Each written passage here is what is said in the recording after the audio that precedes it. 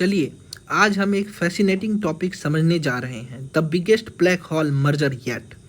ये जुलाई 2025 के साइंस और टेक करंट अफेयर्स का एक इम्पोर्टेंट हाईलाइट है। सुनने में थोड़ा कॉम्प्लेक्स लगता है, लेकिन मैं आपको हर कॉन्सेप्ट इतनी क्लियरिटी से समझाऊंगा कि सब कुछ आपके दिमाग में परमानेंटली सेट हो जाएगा। बस ध्यान से सुनिए, विजुअलाइज कीजिए और कॉन्सेप्ट अपने आप याद हो जाएंगे। देखिए, हुआ कुछ यूं, एस्ट्रोनॉमर्स ने स्पेस से कुछ अनयूजुअल सिग्नल्स डिटेक्ट किए और ये सिग्नल्स किसी ऑर्डिनरी इवेंट के नहीं थे। ये इंडिकेट कर रहे थे हिस्ट्री के सबसे बड़े ब्लैक होल मर्जर की तरफ। आप इमेजिन कीजिए, दो मैसिव ब्लैक होल्स दोनों अपने अपने ग्रेविटेशनल फील्ड के साथ एक दूसरे से टकराए और एक हो जाए।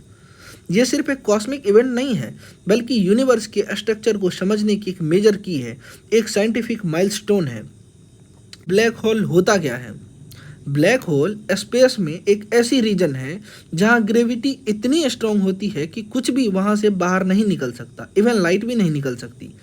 आप इसे एक इनविजिबल ट्रैप समझिए जो सब कुछ खींच लेता है लेकिन खुद कभी दिखाई नहीं देता।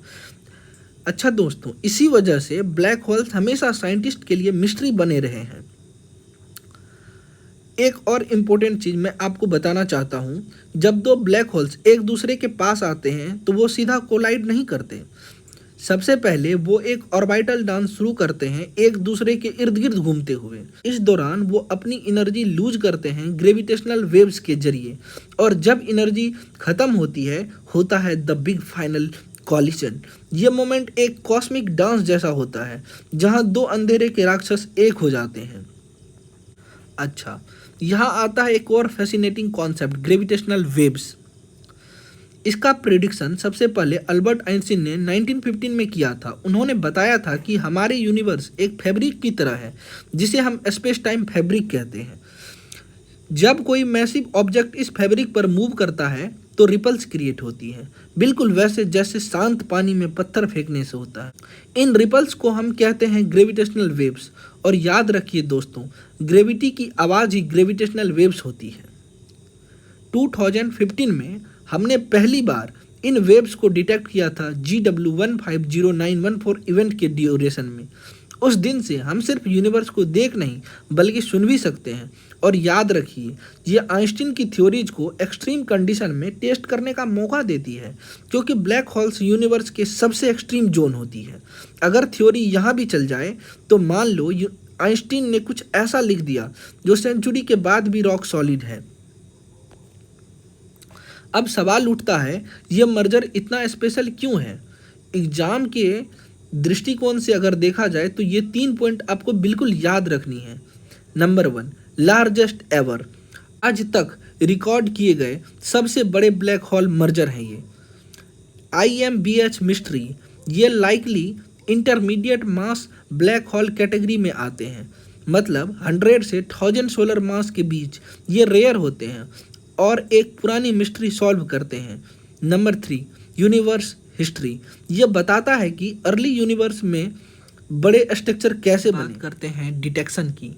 इन वेव्स को डिटेक्ट करने के लिए साइंटिस्ट यूज करते हैं लेजर इंटरफेरोमीटर्स। ये इतने सेंसिटिव होते हैं कि एक एटम के न्यूक्लियस से भी छोटी वाइब्रेशन डिटेक्ट कर लेते हैं। आप इन्हें यूनिवर्स के स्टेथोस्कोप समझिए, जो कॉस्मोस की धड़कन सुन सकते हैं।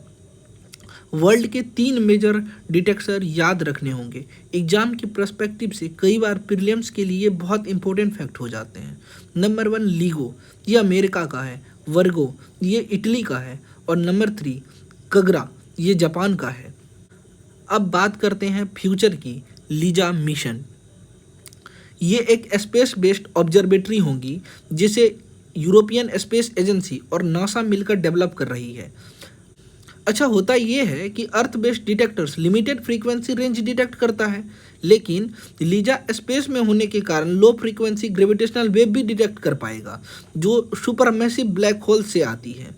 सोचिए, जब लीजा लॉन्च होगा तो हम ऐसे कॉस्मिक इवेंट डिटेक्ट करेंगे जो अब तक सिर्फ थ्योरी तक सीमित थी।